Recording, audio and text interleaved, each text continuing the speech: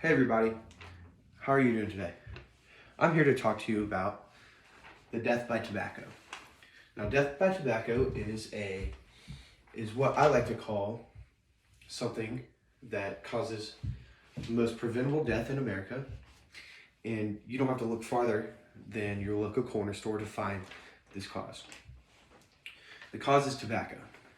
Now, we as a society need to stop using tobacco because it is the reason that we die so much every year. We can prevent this. Don't use it. Simple as that, right? People have an addiction. Addiction's the problem right here. I like to say that these couple seconds of a high or a buzz or whatever you like to call it is not worth the long-term effects. The effects that tobacco causes on you, your health being the main one, it damages your brain, which can lead to many more problems on in the future, and it damages your wallet. No one wants to have damage to their wallet. Everybody wants to keep as much money as they want, correct? Let's dive in to see what these couple highs for a second really does to us long term.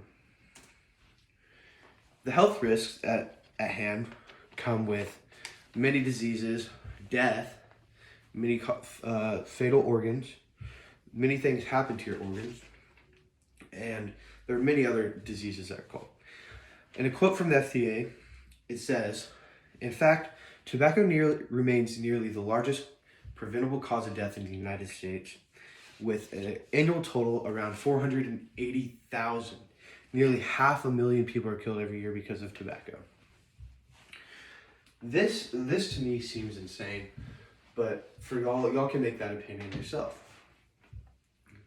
When you inhale cigarette smoke, you inhale over 7,000 chemicals. And I don't know about you, but for me, I don't like things in my body that shouldn't be in my body. And with the cigarette smoke, it affects all of your organs in your body. Users of tobacco also have been seen to have a higher risk for a stroke. This is one of the most serious health concerns people face with today that use tobacco. Another fact is that tobacco puts you at a risk to have type 2 diabetes. Diabetes is one of those things that no one wants to be told they have. It's almost like cancer in a roundabout way. After all these health risks, the next problem that comes to mind is the most important thing in your body almost is your brain.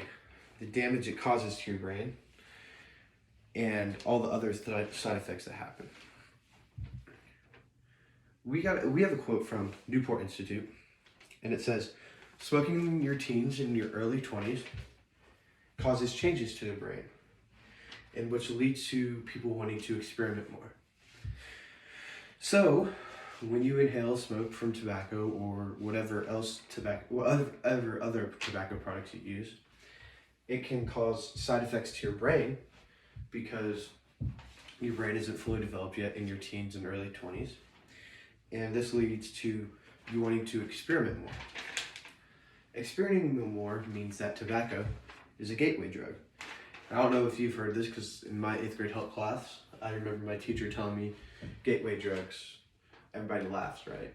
E-cigarettes, oh, no one's gonna get hurt from an e-cigarette, but e-cigarettes, cigarettes, any basic tobacco product can lead to you trying more and harder drugs and things that cause even more problems to you. It starts with smoking cigarettes. Not a big deal. Everybody's like, "Oh, I'll smoke a cigarette. It's not that bad for you." But then you get addicted, and then you're like, this isn't doing it for me anymore. You then move on to, pills, cocaine, heroin, things like that. And these are deep holes that people get into that it's very hard to dig yourself out of. All these damages to your body are just some of the effects that happen from tobacco use. The next damage that I like to talk about is the damage to your wallet. Everybody's like, "Oh, money rules the world." I mean, that's up to you to decide, but no one wants the money that they've worked for, hard-earned money, to disappear in ways that they can't control. That brings me to my next point. The damage that tobacco does on your wallet, it takes away your money that you've worked hard for. I have a quote from moneygeek.com, and it tells us that the National Cancer Institute has seen that an average pack of cigarettes costs about $6.28. Now, $7 may not seem like a lot at the time. Heck, you can round that down to $6 if you want. I always round up. But $7 every day, because the average smoker smokes 1 pack a day. And we know plenty of other people that smoke more than 1 pack a day. And so, let's say the average smoker smokes 1 pack a day. 1 pack a day turns into $188 a month, which turns into nearly $2,300 a year. Some people may say, oh, that may not seem right, or that may not seem like a lot.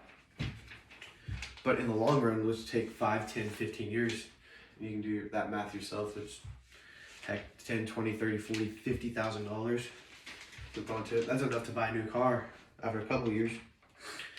But also, not only does smoking do damage on your wallet just by having to buy these products, it affects your insurance.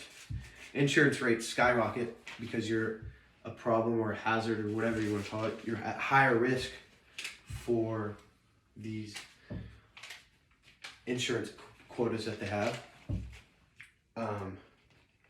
So when they talk about like insurance and healthcare, your rates go up. And sometimes if these rates go up, we may not be able to afford it. And we all know at some point tobacco users are going to end up in a hospital. No matter little or small, hospitals are pricey. And pricey is not something we like to hear. So, stop using tobacco and it'll save you a lot of money. That's basically the bottom line, but it's harder to think than that. It is harder to do than say. And so, after all these points, no matter if tobacco is damaging you physically, on your inside, your mental state, or it's damaging your wallet, if you have a problem, go find a resource to help you. There are many out there. If you know people who have a problem, help them. Bottom line is quit smoking for you, others around you, and many other more. Thank you so much. Have a great day.